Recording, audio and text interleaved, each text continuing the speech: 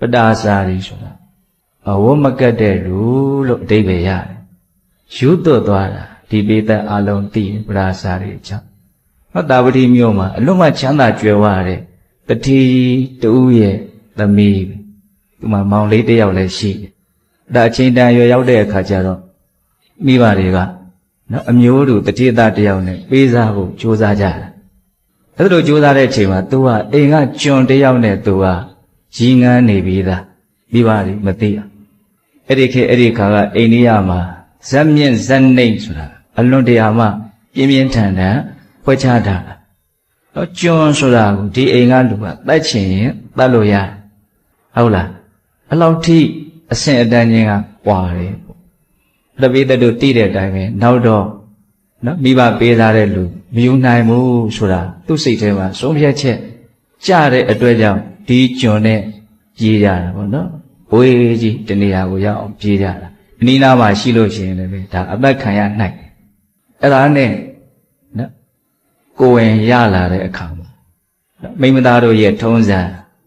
ဒီသားဖွားရမယ့်ကိစ္စအလွန်တရာမှစိတ်ကိုချင်းချောက်တယ်တဘာကိုတန်းပြီးတော့သူအမှတ်ရတော့ဆိုတော့မိဘတွေကိုပဲအမှတ်ရတယ်အဲ့ဒါနဲ့မိဘတွေဒီသွားမယ်ဆိုတော့လင်းဖြစ်တဲ့လူကဘယ်လိုက်ရဲမလို့သူ့သေးတွင်သူတူးသလိုဖြစ်မှာပေါ့နော်အဲ့ဒါနဲ့ဒီမိမကိုတားတယ်မရနောက်တော့ယောက်ျားမသိအောင်မွေးကနီးမှာအဲ့ဒါသူ့မိဘတွေရှိမိဘဟာဘလောက်ဖယ်သားသမီးကိုမုန်းတယ်ပြောနော်တကယ်အရေးရဲ့အကြောင်းရယ်ဆိုလို့ရှိရင်ဘလို့မှပြစ်နိုင်မှာမဟုတ်ဘူးဆိုတာသိတဲ့အတွက်ကြောင့်အဲ့ဒါမိဘတွေရှိရကိုသူသွားတယ်သွားတဲ့ခါကျတော့ယောက်ျားကမိန်းမမရှိဘူးဆိုလိုက်ရှာတဲ့အခါမှာလမ်းမှာတွေ့တဲ့အခါကျတော့ကလေးလေးကမွေးပြီးနေဘယ်မှာမွေးတုံးဆိုတော့လမ်းမှာပဲမွေးရတယ်အဲ့လိုမွေးတဲ့အခါကျတော့ဒီလင်းယောက်ျားကဒီကလေးလေးမွေးဖို့အတွက်မင်းဟာမိဘအိမ်ကိုပြန်လာပဲမဟုတ်လားအခုကလေးလေးမွေးပြီးပြီဆိုတော့မိဘအိမ်ပြန်စရာမလိုတော့ဘူးဆိုပြီးတော့မိန်းမကိုချော့မောပြီးတော့ပြန်ခေါ်သူကလည်းဟုတ်တယ်ကလေးမွေးကျင်လို့သာမိဘတွေသွားတာမိဘတွေသွားဖို့ဆိုတာလည်းသိပြီးတော့မလွယ်လှဘူးသူလှုပ်ထားတဲ့လှုပ်ရက်ကြီးကဘလို့မှခွင့်မလွတ်နိုင်စရာကြီးဆိုတာကိုသူသိဟုတ်လားအဲ့ဒါနဲ့ဒီကလေးလေးမတ်တက်ပြီးအရွယ်လေးမရောက်တယောက်မှာဒုတိယကိုယ်ရပြန်တယ်ဒုတိယကိုယ်ရတော့လေဒီလိုပဲ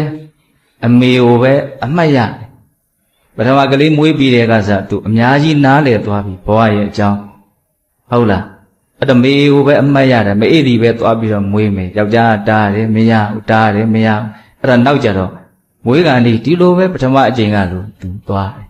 သွားတော့ယောက်ျားဖြစ်တဲ့လူကလည်းပဲဒီမိန်းကလေးသွားလိုက်မယ်ဒီမိန်းမသွားလိုက်မယ်ဆိုတာကိုရိပ်မိတယ်အဲ့ဒါနဲ့သူအိမ်ကြည့်တဲ့အခါကျမိန်းမမရှိတော့လိုက်ရှာစောစောကလမ်းအတိုင်းပဲတွေးပြန်တယ်ဟုတ်လားအဲ့ဒီတွေးတဲ့အချိန်မှာတော့ကလေးကမမွေးရစီဟုတ်လားအဲ့ဒါနဲ့ဒီယောက်ျားဖြစ်တဲ့လူကအိမ်ပြန်လိုက်ခဲ့ဘူးသူကလည်းဟိုသွားဖို့လူပြောနေကြတော့မှဘာဖြစ်လာတော့ဆိုတော့မိုးကြီးအကြီးအကျယ်ရွာတယ်တဲ့နော်ကန်စုံမသွားရမိုးလိုက်လို့ရွာဆိုတာအဲ့ဒီမှာစဉ်းစားရနော်စကားလေးတစ်ခုဖြစ်လာပုံရတယ်ပေါ့နော်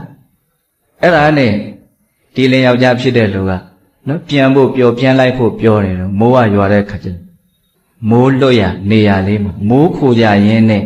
မိမဖြစ်တဲ့လူကကမ္မဇာလီလှုပ်အဲ့ဒီကြတော့မှတခါတည်းဒီမိုးရွာထဲမှာအရေးရှိတဲ့နေရာလေးမှာဖြစ်တယ်လို့လေးပဲဘာလို့ရတော့မိဖွားရတယ်အဲ့ဒါမိဖွားပြီးပြီဆိုတော့သွေးတို့သားတို့နဲ့နော်ဒီမိမဖြစ်တဲ့လူကမီးလှုံဖို့အတွက်အနှွေးတက်ရဖို့အတွက်ယောက်ျားဖြစ်တဲ့လူဘာလို့ရတော့ထင်းရှာရနော်အဲ့လိုထင်းရှာတဲ့အချိန်မှာယောက်ျားဖြစ်တဲ့လူကငွေကြိုက်တယ်ဝေကြိုက်ပြီးတော့အဲ့ဒီနားရင်ယောက်ျားသေနေပြီမိမဖြစ်တဲ့လူကနော်ကလေးလေးတယောက်ကလည်းနှုတ်ညာလေးရလဲငယ်ငယ်လေးရတစ်ဖက်အခုမှမွေးကင်းစားလေးရေရေလေးရလဲတယောက်ဘလောက်ဒုက္ခများမလဲစဉ်းစားကြည့်မျက်စိနဲ့မြင်ကြည့်နော်အဲ့ဒါနဲ့ယောက်ျားကိုမျောရင်းနဲ့မိုးသာလင်းသွားတယ်ယောက်ျားပြန်ပြီးတော့ရောက်မလာတော့အဲ့ဒါနဲ့မနဲ့မိုးလင်းတဲ့အခါကျတော့အားလဲထိုင်းလျောက်လေးရှိလာပြီဆိုတော့မှယောက်ျားကိုလိုက်ရှာယောက်ျားတိတ်ဝေးတာမဟုတ်သူနဲ့နော်ခြုံတစ်ခုရဲ့အနာမှာပဲလဲပြီးတော့သေဆုံးနေတာတွေ့ရတယ်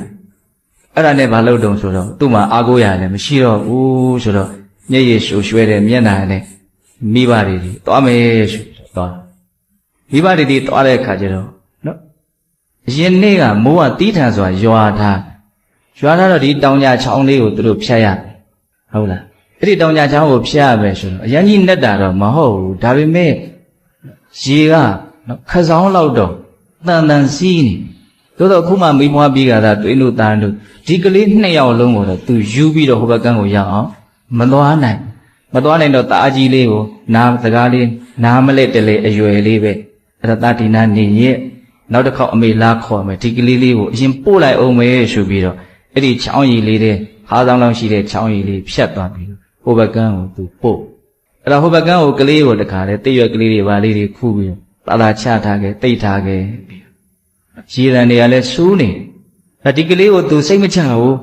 နော်ဟိုအကြီးလေးသွားပြီးတော့ခေါ်ရမယ်စိတ်မချတော့လည်းပဲသွားခေါ်ရအောင်မယ်ဆိုတော့လှဲကြီးနဲ့ဒီချောင်းထဲကိုပြန်ဆင်းတယ်အဲ့ဒီတဝက်လောက်အရောက်မှာပဲသူစိတ်မချတဲ့အတိုင်းပဲဖားခဲ့တဲ့မွေးကင်းစကလေးလေးကစွန်တကောင်ကသားတစ်အမှန်နဲ့လာပြီးတော့ချီတဲ့ခါကျတော့ဟဲ့သားတစ်ဆိုကလေးကို6တာပေါ့စွန်ကို6တဲ့အချိန်မှာဟိုဘက်ကမ်းမှာကလေးကလည်းမေကိုပဲမျောနေတယ်မေကသူ့ကိုလာခေါ်နေပြီဟုတ်လားအဲ့ဒါကို तू ကမြင်ရတဲ့ခါကျတော့မေကလက်တွေပါတွေမြောက်ပြီးတော့စွန်ကို6တာကလေးရပါတော့သူ့ကိုခေါ်တယ်ထင်ပြီးတော့ရေထဲကိုဆင်းတယ်တမေဖြစ်တဲ့လူကဘလောက်ဖြာခတ်နေတယ်ဟိုဘက်ကစွန်လဲ6တယ်ဒီကကလေးကလည်းသူ့ခေါ်တယ်ထင်လို့ဆင်းတယ်ဟဲ့တာမဆင်းခဲနဲ့မင်းကိုခေါ်တာမဟုတ်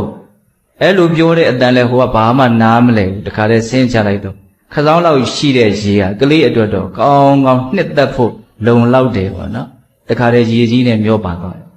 အဲ့တော့မေးရစွန်းနောက်လိုက်ရမှာလားရေထဲမျောသွားတဲ့သားကြီးလေးသွားစေရမှာလားဟိုပြေးရမလားဒီပြေးရမလားမဝေခွဲနိုင်မဲနဲ့ဟိုလိုဒီလိုနဲ့တယောက်မှမရလိုက်ဟုတ်လားဘလောက်ကြီးမားတဲ့တောကပရိဒေဝဟာသူ့ရင်ကိုလောင်မလဲဆိုတာစဉ်းစားကြည့်နော်အဲ့ဒါနဲ့သူကံပေါ်တက်လာမျက်ရည်လည်းမရှိတော့ပါဘူးသူငိုကြွေးလို့မျက်ရည်လည်းမထွက်တော့ဟုတ်လားအဲ့ဒါနဲ့သူဘာလုပ်မလို့ဒီအမေဖေအိမ်ကိုပဲသွားမှာဒါပဲသူ့မှာသွားကြရရှိဟုတ်လားအဲ့ဒါလမ်းတစ်လျှောက်လည်းပါဇက်ကတွတ်နဲ့ငါသားငယ်လေးကစွန့်ချီသွားတာငါသားကြီးလေးကရေထဲမျောသွားတာငါလင်ကတော့မွေးကြိုက်လို့ဆုံးပြီဘယ်သူမှမေးတာမဟုတ်သူပြောနေတာဟုတ်လားအဲ့ဒါနဲ့တွတ်ပြောရင်းနဲ့သူနေတဲ့နေရာတာဝတိမြို့သူရောက်လာလူကလည်းအလွန်နဲနေပြီဟုတ်လားအဲ့ဒီမှာလူတယောက်ကိုတွေ့တဲ့အခါကျတော့သူမေးတာပေါ့နော်ဒီအမျိုးနွယ်ကဒီတတိကြီးနော်မိသားစုနေထိုင်အောင်ကြရဲ့လားမင်းဒီပြင်အကြောင်းမေးသမ်းပါကွာငါအဲ့ဒီအကြောင်းကိုမပြောချင်အဲ့ဒါနဲ့သူကဘာပြောလို့ဆိုတော့အဲ့လိုဆိုရင်ငါလည်းအဲ့ဒီအကြောင်းပဲသိချင်တာငါမှလည်းပဲပြောစရာကြီးအများကြီးပဲငါအကြောင်းကိုလည်းမင်းကိုပြီးတော့ပြောပြမယ်ဒါပေမဲ့အဲ့ဒီအကြောင်းကိုငါ့ကိုအရင်ပြောစမ်းပါအဲ့လိုမေးလို့မကမေးတဲ့အခါကျတော့အဲ့ဒီလူကဒီပရာဇာရီရဲ့လက်ကိုဆွဲပေါ်သွားထင်းပုံတစ်ခုမှာမီးရှို့တာမီးကိုငွေမသေးသေးတဲ့ထင်းပုံတစ်ခုလက်ညှိုးထိုးပြဟုတ်လားမနေ့ညကရွာတယ်မိုးနော်ရာသီဥတုအကြီးအကျယ်ဖောက်ပြန်ပြီးတော့ရွာလိုက်တဲ့မိုးအဲ့ဒါဒီမျိုးထဲမှာတိုက်အိုတွေအိမ်အိုတွေအများကြီးပြိုကြတာအဲ့ဒါမနေ့ကမင်းမေးတဲ့မိသားစုတိုက်အိမ်ကြီးပြိုကြလို့မိဘ2ယောက်ကောနော်သားလေး1ယောက်ကော3ယောက်စလုံးတပြိုင်တည်းထဲပွဲချင်းပြီးသေးကြတယ်ဟောဒီထင်းမုံဟာသူတို့3ယောက်ကိုရှို့ထားတယ်ထင်းမုံပဲလို့ပြလိုက်အဲ့ဒါလည်းပြလိုက်ရောပရာဇာတိလုံးဝအဝမကတ်နိုင်ဟုတ်လားဘာဖြစ်သွားလဲယူသွတ်သွားပြီဟုတ်လားစိတ်ကဘလို့မှထောက်တီးရမရတော့သူ့ဘဝမှာဘာမှမကြံတော့